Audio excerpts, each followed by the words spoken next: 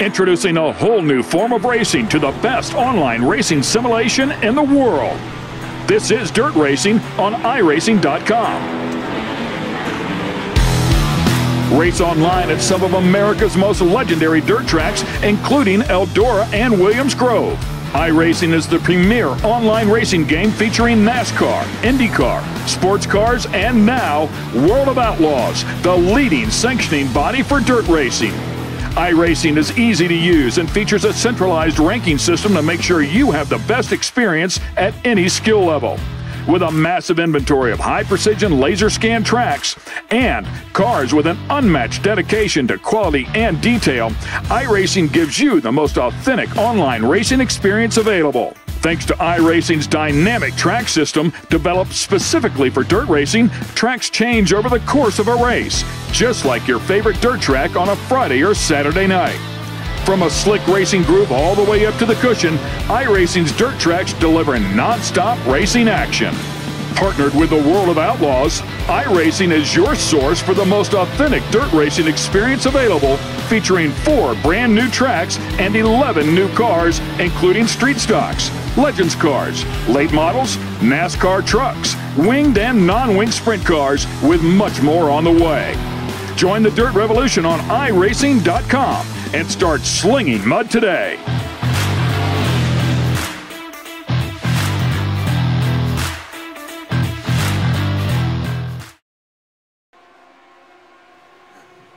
Well. Good evening, ladies and gentlemen, and welcome to a little bit of classic racing here. We are going to be live in just one moment's time as we take a wonderful look at the Lotus 49. Yes, that's right, the Lotus 49 from the historic Circuit de la Sarthe here on RaceSpotTV Broadcasting Corporation. It will be Will Vincent along with Jack Styles. But first, let's have a look on board at this beautiful, beautiful lap.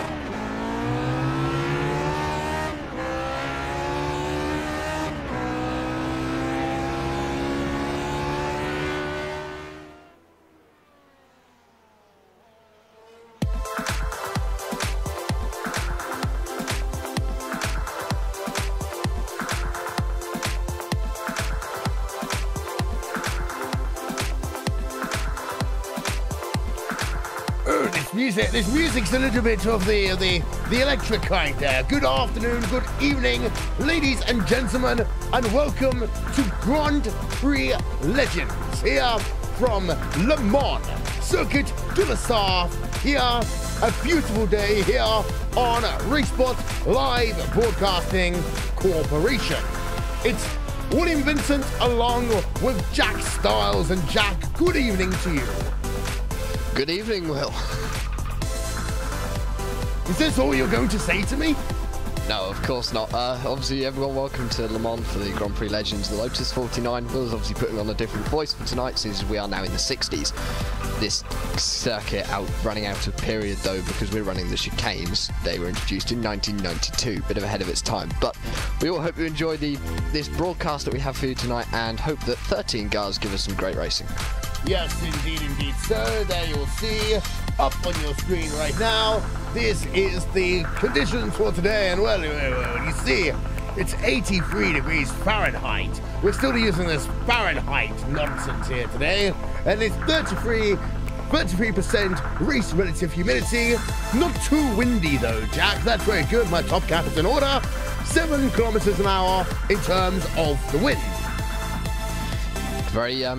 Very decent weather today for these guys. 40-degree tap temperature though, so could see some quite slidey cars. Obviously these cars, no downforce, no aero. No one really heard of aero back in 1967 when this car was brought out. Obviously designed by the great Colin Chapman.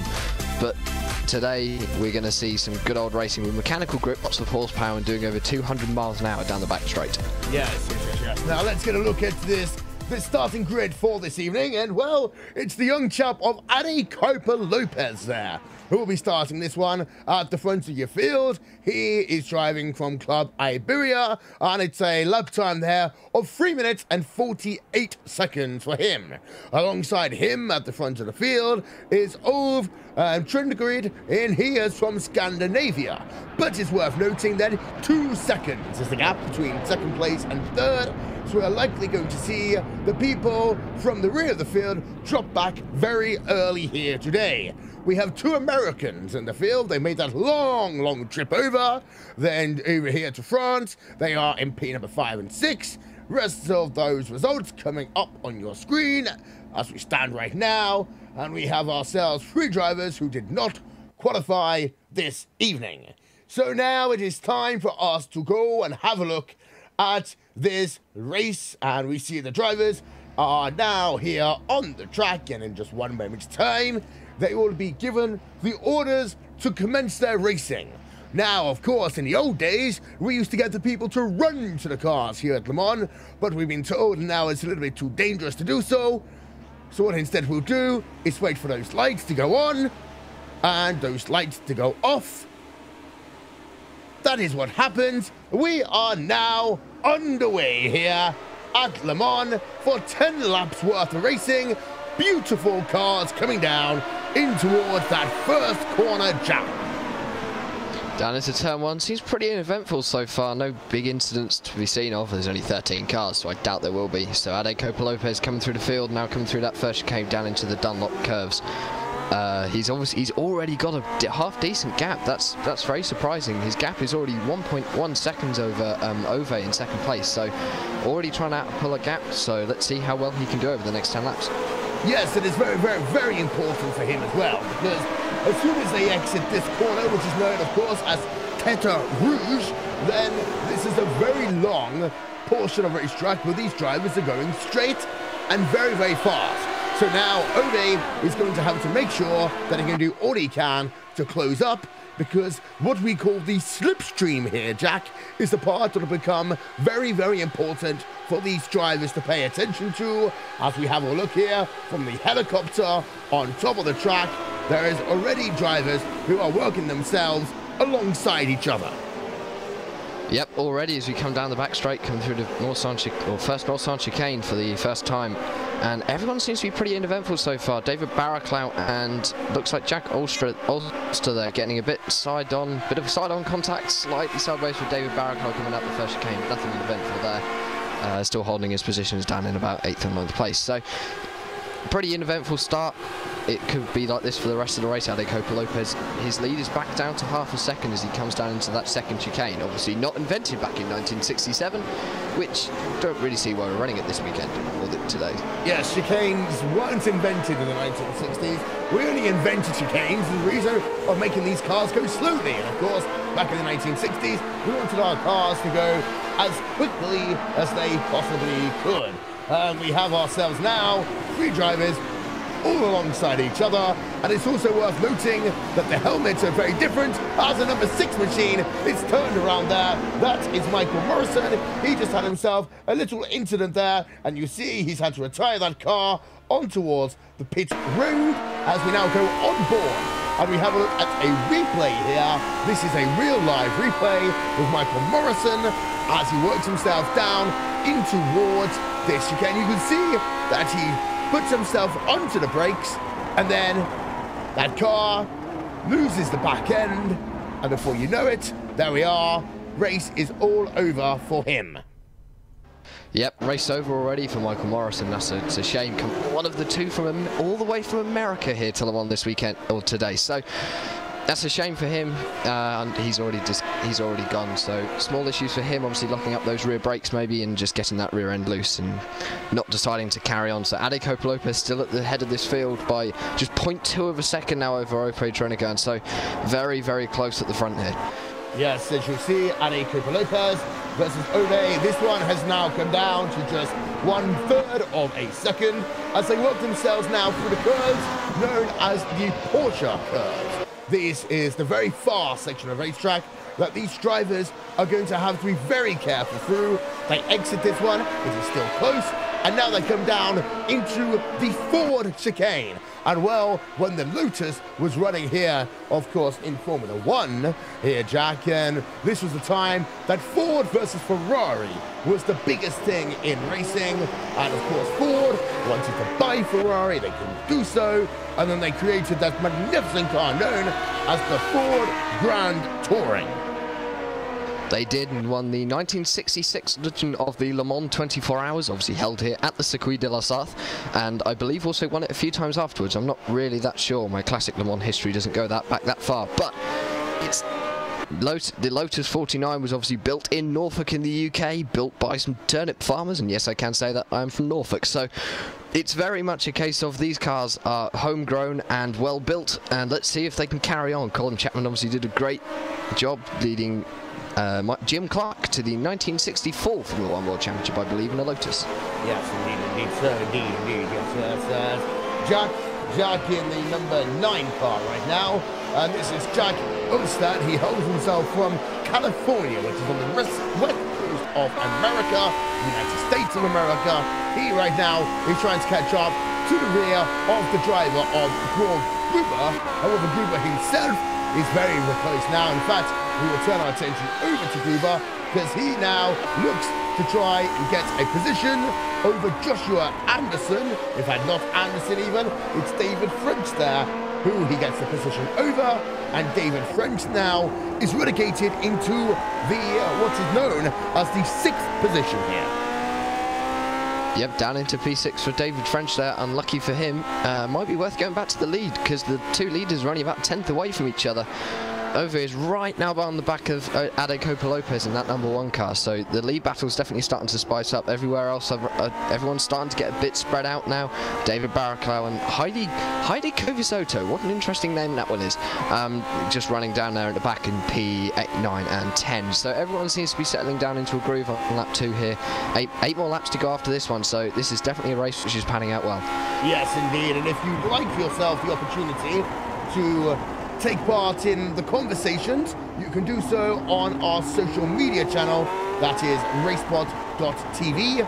And Ove there had himself a bit of an issue on the exit of the Mulsanne corner, and as a consequence of that one, he has been relegated now down into the 3rd place in this event, Jack, and that is a slow down penalty down at Mulsanne corner. those obviously harsh Stewart's riding that running just slightly wide on the braking zone into Mulsanne corner is a bit unlucky. So down into third place there for Ove. Michael Thomas getting upgraded into second place. Michael obviously his home race. He is from France, and obviously, as you know, everyone should know that Le Mans is in France. If you don't, where do you live? So it's definitely Ade Copa-Lopez has now romped off into the lead. He's got 2 seconds over Michael, and let's see if he can pull away. Yes, indeed so as well. Having a look now through your field, and there's 13 drivers who attempted to start this motor race. 2 of them are no longer running. They are Michael Morrison and Casper de Court. As I just saw there, that Michael Thomas has had himself a bit of a we call it a difficult situation. We'll call that here. As we will now go and have a look at one of these old replays, and we'll show you what's happened to the driver of Michael Thomas. And this is in the corners even, that I like to call the Porsche curves, Jack. Yeah, just running a bit wide there, unlucky for Thomas, and he's out into the gravel there. Obviously, of course, that area now just beyond the gravel trap is a campsite in the modern Le Mans circuit, and back in the 60s, I don't think the Porsche curves even existed. You went straight through to Méchant Blanche, and they put them in to obviously slow cars down, which is not something we wanted to do back in the 60s. No, we like to keep the cars running as fast as they possibly can. Of course, Grand Prix and endurance racing was all about to see how fast they could push the envelope, be it either here at Le Mans, be it at circuits of Spa-Francorchamps, or be it over at that oval race that they like to call the Indianapolis 500. As French is now in the 6th position, and he is racing still with the driver of Paul Gruber, and Jack Oersted remains in that 7th place on track, as Jack Oersted is the latest driver, by the looks of it, now to have a penalty for the going over the curves. And actually, no, I take that back. He was just very slow there as he now comes down in towards the Tete Rouge corner. And this is now where you see the cars going very, very quickly once again. And it's also interesting to note about the Porsche cars. We talk about the fact, Jack, that they didn't have there's no campsite there even. But, you know, back in the 1960s, we would often argue, what is camping?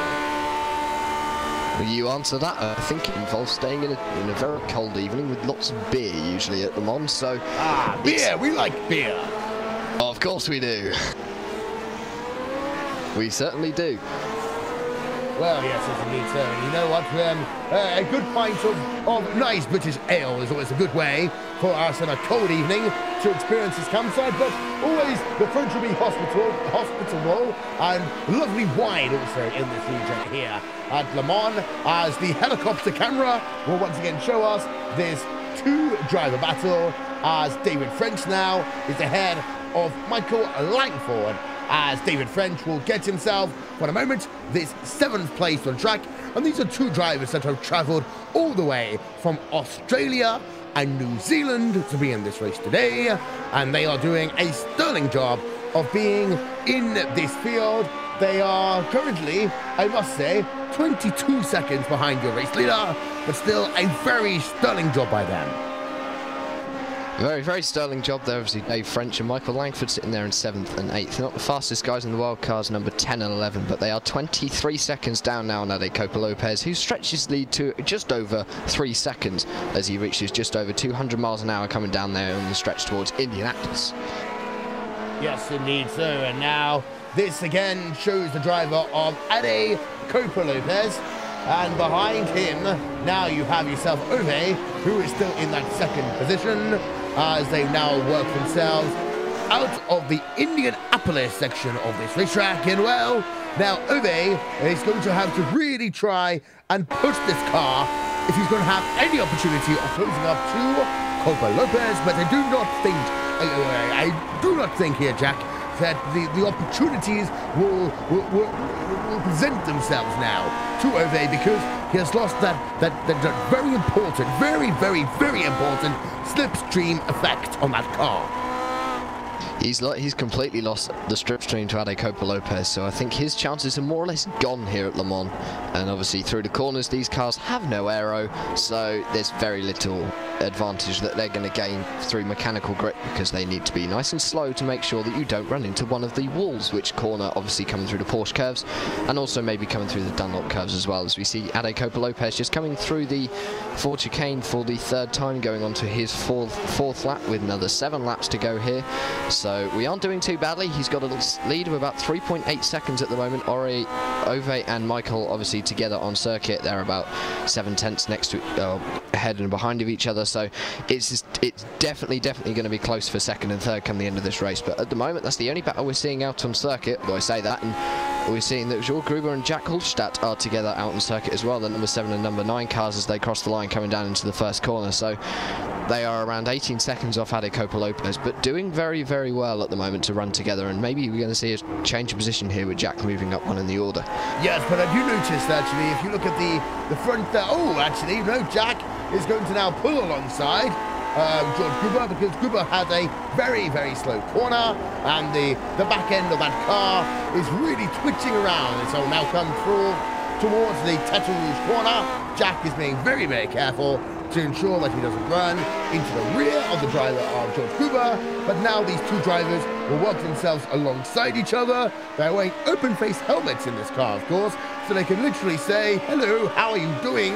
As they'll look from one car to the other, as Jack will again try and make the pass, go in towards the first of these 2 chicanes, and we'll talk about it all evening long. But these chicanes really do ruin the opportunity for the fast-paced action we like to see here today. But it's okay, because after all, we have still seen some very good racing here this evening as well. Jack does now take that position, although there is some damage to the front part there, the front portion of that car, and that will affect the aerodynamics that you have in this machine here, Jack. The very little amount of aerodynamics you have in this machine. And I think Gruber there coming down the Morsan straight stopped to pick up a cup of tea off the side of the... Oh, and he's just gone straight on at the second chicane.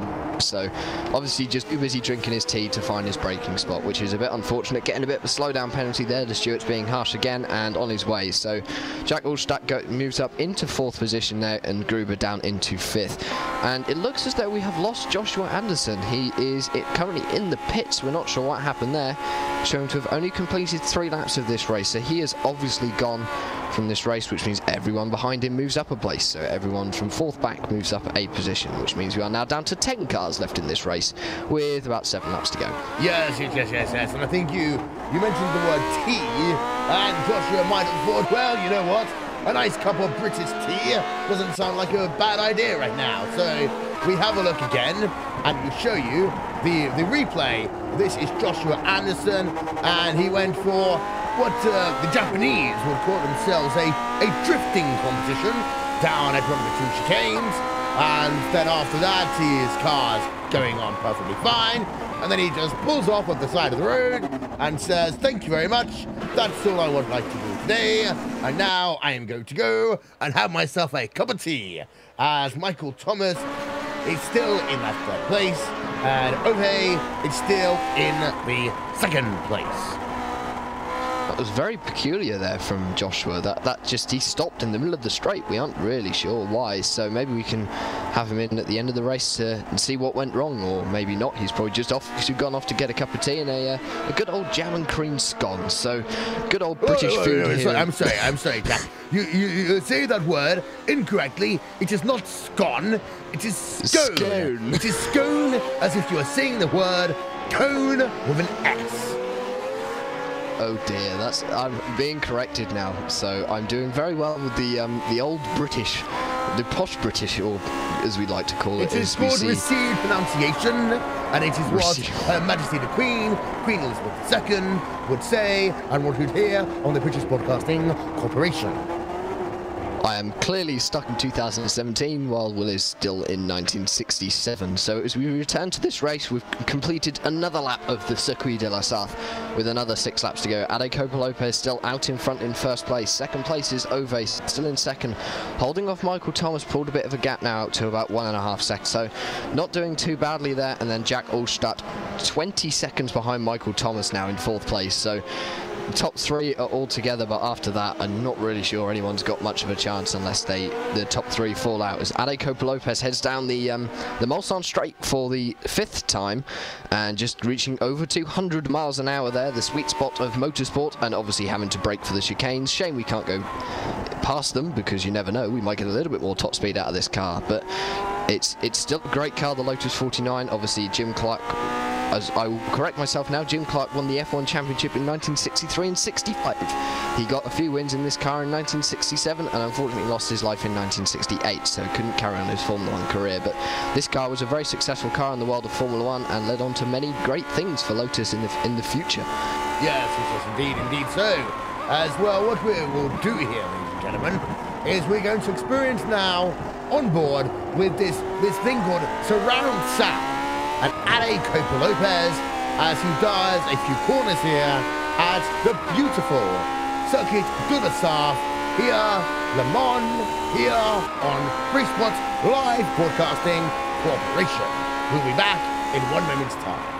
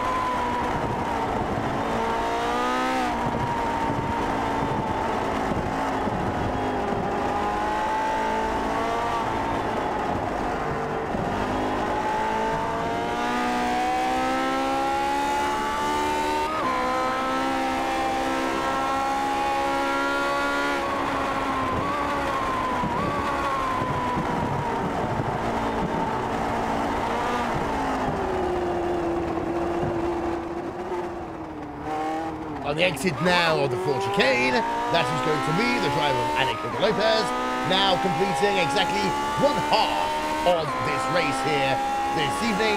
And so we'll now run you through what your current standings and classifications are in this race. And you'll notice that the driver of Ove Trinidad has actually closed that gap down now once again to within 1 second between himself and Ade Copa-Lopez. So this is going to be a very interesting battle for the second half of the motor race, because Ove has closed the gap of 2 seconds in the space of 2 laps. We also have now Michael Thomas. He rounds out your podium in 3rd place, but Michael Thomas has also been able to decrease the deficit. The deficit, just like what we talk about in politics all the time, Michael Thomas is closing that deficit down as much as he possibly can. And then Jack Oersted is in the 4th position. However, he is a rather substantial 27 seconds right now behind the leader of this motor race. And George Gruber rounds out your 5th place with David French. Michael Landford, they are still battling for position number 6 and position number 7. And David Baraclow is the driver who is currently circulating in the 8th position, and we will show you the battle between Langford and French here once again. The two Aussies are going side by side down the Mulsanne chicane at the moment at over 100 miles an hour. Let's see which one can hit the brake first there. I think it was David French there, just got on the brakes a bit later and able to take that position away from Michael Langford. So the two Aussies have swapped place. The 10 now ahead of the 11, and that lovely green and gold livery there on that Lotus looks like it's from in pit, from what they would have ran in the 1907 chip, and yes, it definitely is, unless that is a default livery through iRacing. So it's definitely a race which is starting to spice up. The top three are all together apparently, according to my screen. They're all running in a stern, coming down on the run down into Indianapolis. Ade Copa Lopez still ahead, but Ove and Michael Thomas will have the slipstream down into Indianapolis this time round. So this could be one which definitely makes sure that we could maybe have a lead change in the next few minutes, Will. And Ove is now, as we come down to this Indianapolis corner, once again within just a couple of car distances now between himself and the race leader, who is Ade Copa Lopez. And Michael Thomas remains in that third place as they now exit this complex in the sequence of corners and will head themselves towards the Porsche Curve complex once again. Now, it's also worth to note here, of course, that back in the 1960s, the advertising, the tobacco advertising would be the thing that become a thing, but for many years, of course, these cars would have to run not with tobacco advertising, not with any other advertising, but in fact, with their colours assigned to them by the FIA. So the green, of course, would represent the United Kingdom, and then other colours would represent different countries around the world. I believe it was red for the Italians. Ferrari and Alfa Romeo both ran red in the period of on their cars. So these cars definitely, you would see different colours, but once soon as sponsorship started coming into Formula One, we definitely did see a change in the colours of the car, which is interesting to see as we see Ade Copa Lopez crossing the line to finish his 6th lap of this great motor race here at the Circuit de la Sarthe. 4 more to go, and they're still running line astern, the top 3 there. Ade Copa Lopez completing the last lap, but Michael Thomas that lap going fastest lap of the race here at Le Mans, a 3 minutes 48.402. That is over half a second faster than Ade Copa Lopez has been able to do all race, so don't count Michael Thomas out for the end of this race here. Yes, but of course the French driver is very lucky that he's not only just got the slipstream of one of the drivers here today, he now has the slipstream of 2 of the drivers. And that will mean, especially as they now exit this Tête Rouge corner and do the high-speed dance towards the first of these two pitiful chicanes, then now you'll see Michael Thomas will be the driver who can maximize the speed more than anyone else, already up to 210 miles an hour. That is a feat of engineering here, as Ove will also close to the rear of Ade Copa Lopez, although it does look as though that Ove is saying at the moment he does not want to lead this motor race.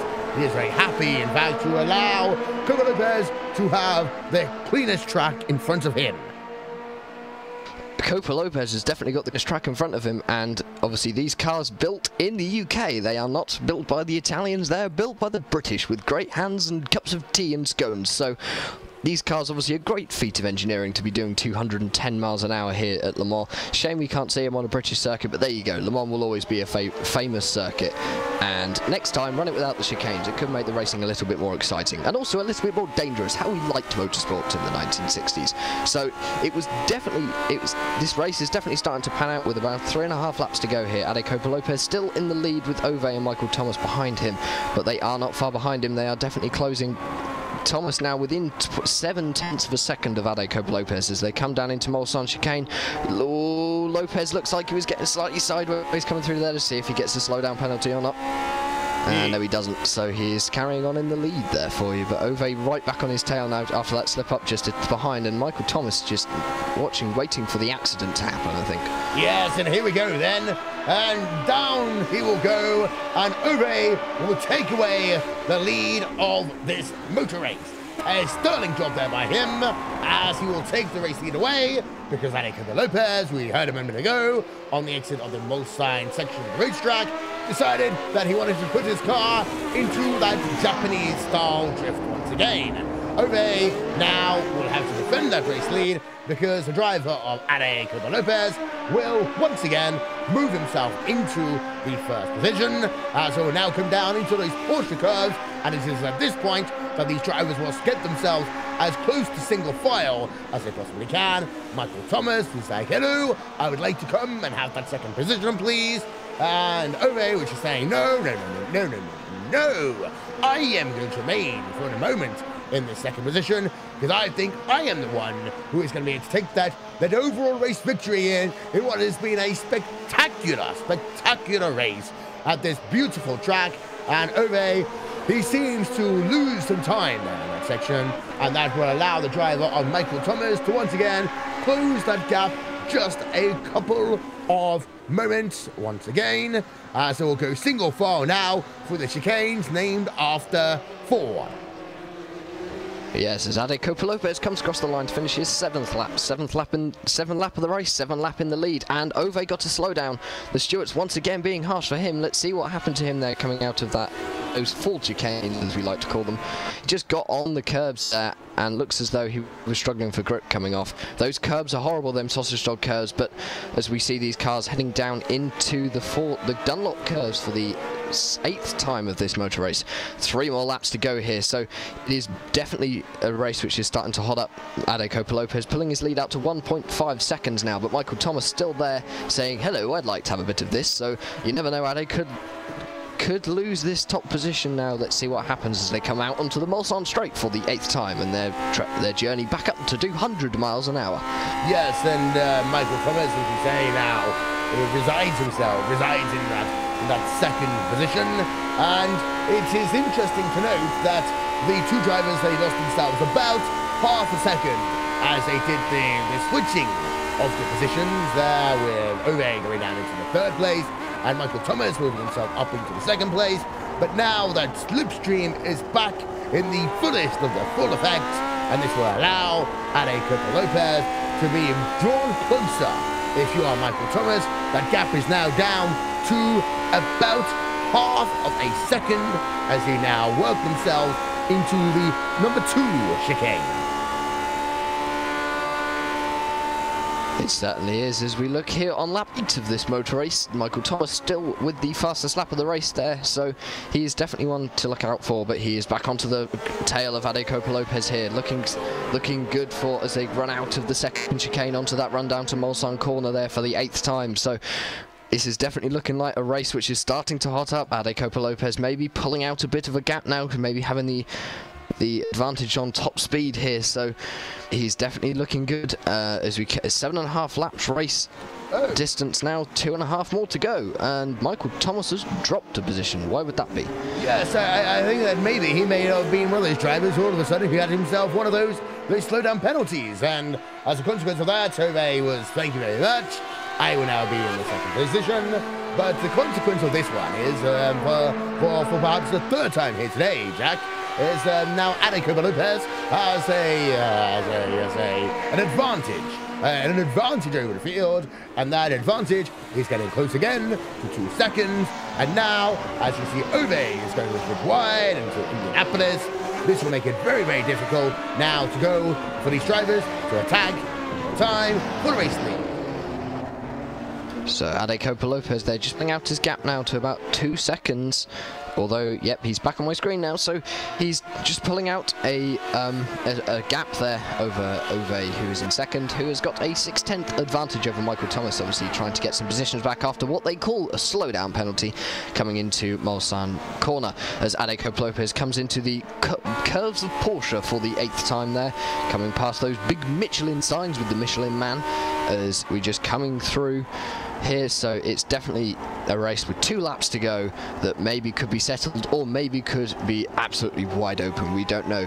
Jack Olstadt there still in 4th with a 3.5 second advantage over Gruber, but he is 40 seconds back from Ade Copa Lopez, so do not expect him to be fighting for this race lead here in the last 2 laps of this motor race, as we see Ade Copa Lopez coming through the 4 chicanes for the 8th time. Yes, and that will be Ade Copa Lopez now going to see 2 laps to go.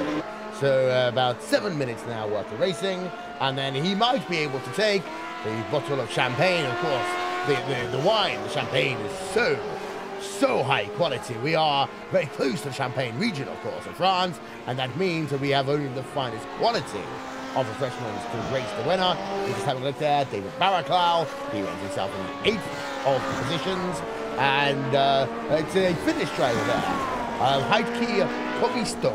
He is now in the 9th of the positions, and the driver who is the last of the drivers who are still running here today is Don Good.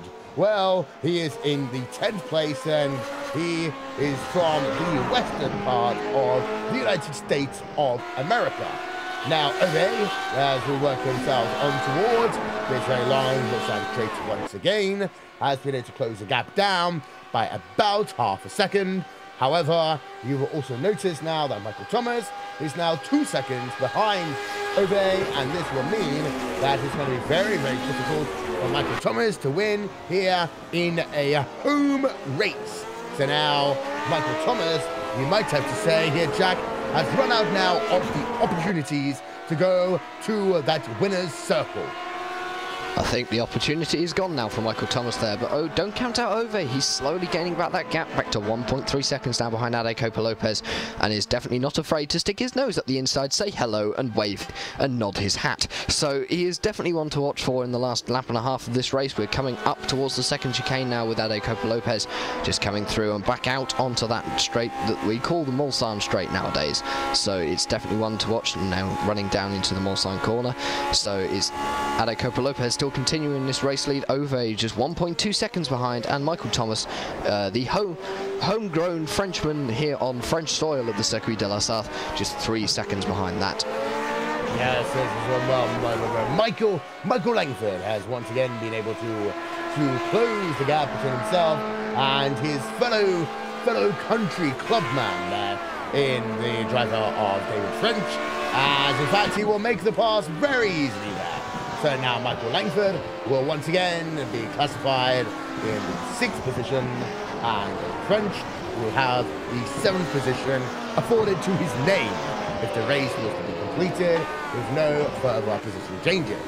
Ove has now once again got himself to about 1 second now behind Ade Copa-Lopez, as you see there Audi Sport. It's a sign that they show throughout this section of the racetrack, and then as the track changes, it's no longer Audi Sport, it is now Porsche who sponsors this section, partially because, of course, the fact that the next corners are named after that manufacturer known as Porsche. Porsche are one now of the 2 manufacturers who take part to win the overall Le Mans 24 hours. Of course, this car never actually was a competitor in 24 hours of Le Mans, but they are still a car, I would argue, at the time, Jack, that this race was being completed, the car that everyone, if they could master this one, they could always master anything the motoring world could ever offer. It's Formula 1, it was just top of the motorsport game, so it certainly was. Ade Copa-Lopez getting a bit sideways, same with Abe. They're turning into drifters here. I think they've all been to Japan for too long. So as we come around to complete the 9th lap of this motor race, one more lap to go. So it's definitely hotting up here. Ade Copa-Lopez keeping that lead at the moment, so let's see if Ove can catch him, just 1.6 seconds behind. But at the time, obviously, we had the likes of the Ford GT40, the Ferrari 333 SP and the 250 GTO, but of course the Lotus 49 was the greatest of them all, and Lotus obviously not entering Le Mans, I do not believe, until 2011, when they had 2 Evoras in the GTE AM class. Obviously something which is alien to people back in 1967, but to people in 2017 is not too distant memory. So as we look forward to the 93rd edition of the 24 Hours of Le Mans, I believe, in just a few weeks' time. So, but let's go back to the race here. Ade Copa-Lopez coming out onto the Mulsanne straight for the final time of this event with 0.8 laps to go, and Ove just 1.3 seconds behind, but I do not think he has got any opportunities left to get back up towards A, so maybe just going to settle for seconds there. And Michael Thomas in 3rd, but he is now 5 seconds back, so unfortunately I believe his race is over. The Frenchman obviously have to settle for 3rd place on the podium there, but Ade Copa-Lopez just trying to keep his lead, but Ove back to within a second. Yes, and the gap though does eke out and goes down and eke out and goes down, and this is it. George Gruber versus David French. This battle is one that continues, and it is for that 6th place on the racetrack.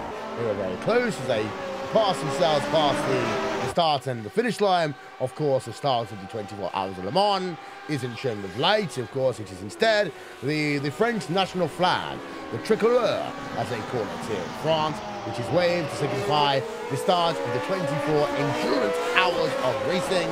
As now we have again this very, very close battle, and the gap has come down dramatically. It's come down dramatically enough that we must now focus again our cameras onto it, because the driver of Ove Trengereed there, he has closed that gap now down on this final lap of the motor race, and well, we have seen before that Ove has had the opportunity to not only close the gap, but also managed to get himself past the driver of Ade Lopez. In fact, about 3 laps ago, he was able to do it. In fact, at this very specific portion of the racing track, and well, he looks again to the right, he looks again to the left, and now they work themselves alongside each other as they come towards the Indianapolis section of the racetrack. And now it would be a case of, can Ove close the car and get himself into the corner, because Ade Lopez is just going to wiggle that car for a moment, and Ove, well, he could not there seal the deal, and it does allow Ade Lopez in the number 1 car to run himself in the number 1 position to once again get himself to the front. However, there is still one more opportunity, and this is the opportunity that will be on the exit of the Porsche curves, potentially on the run towards the 4th chicane. Ove, we have a look there on our onboard camera here on RaceSpotTV Corporation, because Ade Lopez now just has himself about 5 corners to go, and he ticks them off one at a time. Not, of course, literally, because you cannot tick a corner off in terms of a notepad or a check sheet when you are doing speed such as this.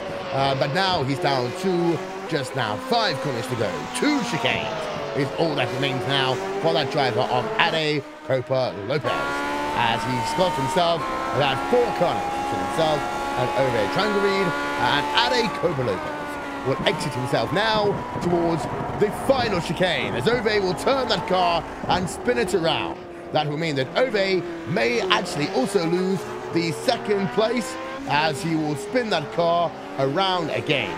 And it's Ade Lopez who will take the race victory here today at Circuit de la Sarthe. 2nd place will go to Michael Thomas.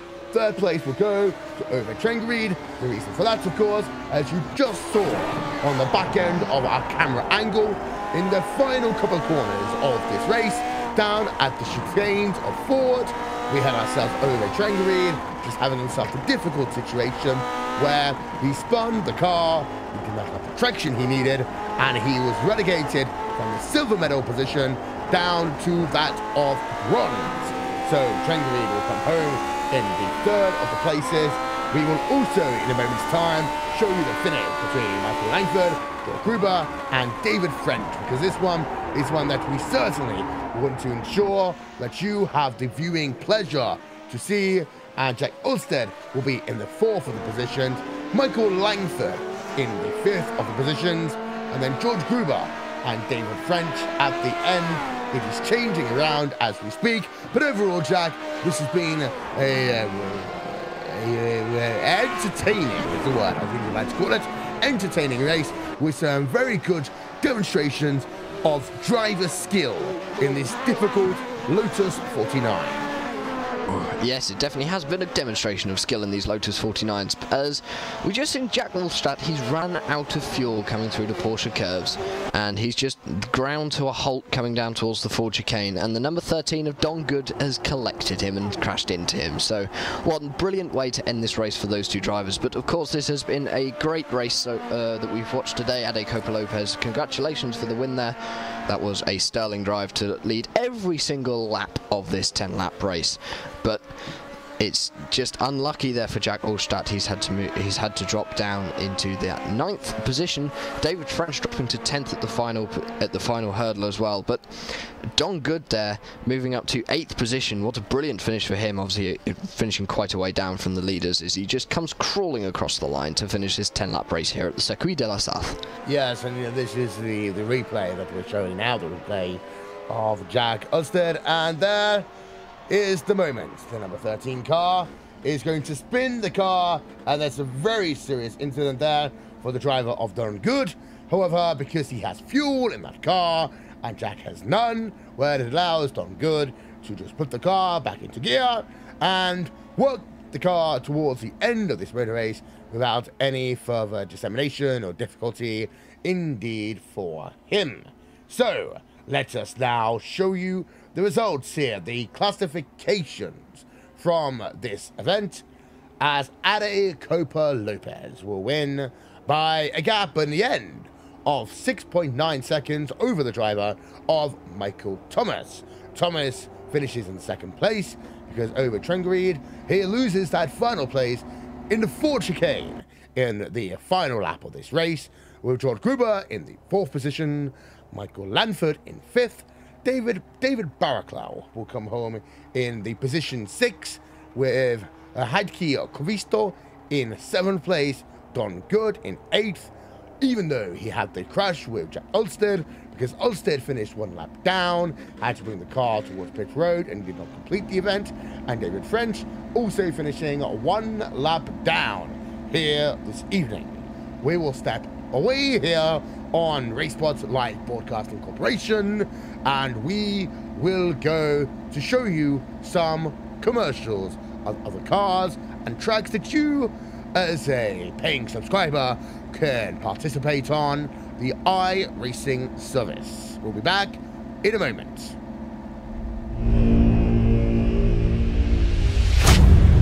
Get ready, going green. Green, green, green!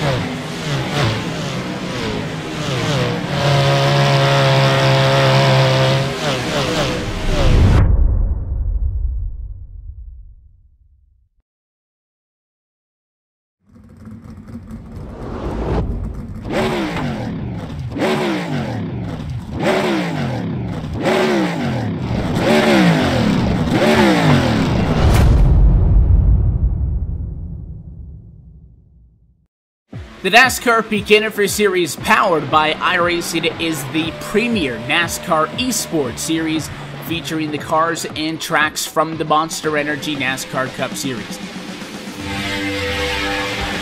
The 2016 campaign saw a return to the top of the mountain by Ray Alfalla as a 3-time NASCAR World Champion.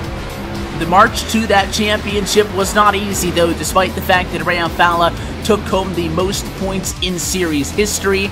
It just also happened to be the tightest championship fight we had ever seen. These guys are set for the 2017 campaign, and as it has been for the 7 years prior, it is no longer going to be a straight shot to the championship. We are going to see the biggest change in this championship picture in series history, as for the first time ever, there will be a chase for the championship.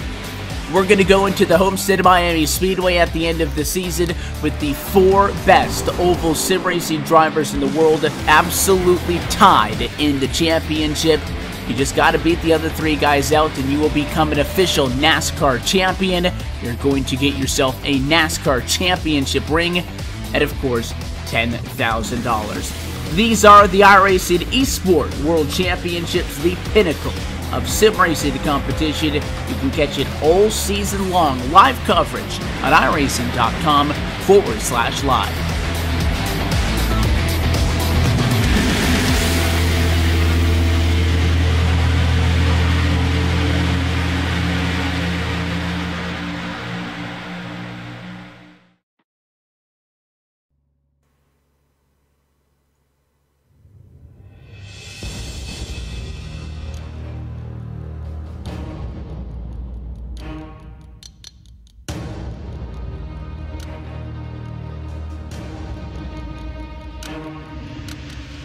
Well, ladies and gentlemen, welcome back to RaceSpotTV Broadcasting Corporation, as we have concluded our 10-lap event here this evening for the drivers participating in Grand Prix Legends. And it's been a very, very interesting race here today, as it's now a circumstance where we will think that, Jack, about what it is we'll be broadcasting to the drivers in 1 week's time, and you can do this by voting in the RaceSpotTV Broadcasting Corporation live poll. It's available on the iRacing forums. It's definitely worth watching because you get some great racing like this for the Grand Prix Legends. So it's onto you what we cover, and we will cover whatever you want us to cover. So make sure you vote, and we'll see you next week. Yes, indeed, sir. And don't forget also, tomorrow, it is the 8th time that the iRacing service will present to you the Indianapolis 500. And, well, Jack, you know that I am a connoisseur, and every year I enjoy the opportunity to go and commentate at Indianapolis. Tomorrow will be the 8th time the iRacing service will allow drivers to participate in what has now become arguably one of the biggest single events in the service's history. Obviously, we have seen 2 great Indianapolis races this month already in the month of May. Obviously, 2 weekends ago, we saw the Elite Series. Last weekend, we saw the Classic IndyCar Series, which, of course, I usually do cover with you, Will, but we had a different crew for that race, so that's fair enough, and that was a brilliant race to watch. So hopefully we'll see the same amount of drama, if not more, in the Indianapolis 500 tomorrow. Make sure you watch it, because it will be one to watch. Indeed, sir, indeed, sir. And all it now requires me to say is thank you to, first of all, Jack Styles for providing commentary alongside me this evening. Also, we'd like to thank our partners over at And1 Design, who are the connoisseurs behind the graphics that you see upon your television set. Also, to our partner at ATVO, who provide the technology and ahead of its time for our broadcast, and it allows you to see the race and also understand where the people are on the track in an easy and efficient to understand manner.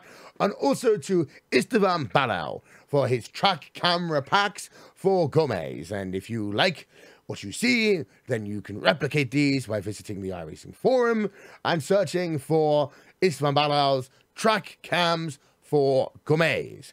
Now, this has been a RaceSpotTV Broadcasting Corporation production of Grand Prix Legends here from Le Mans, Circuit de la Staff. From everyone here, I am William Vincent. We will talk to you all in just a few moments' time. Good night. God save the Queen.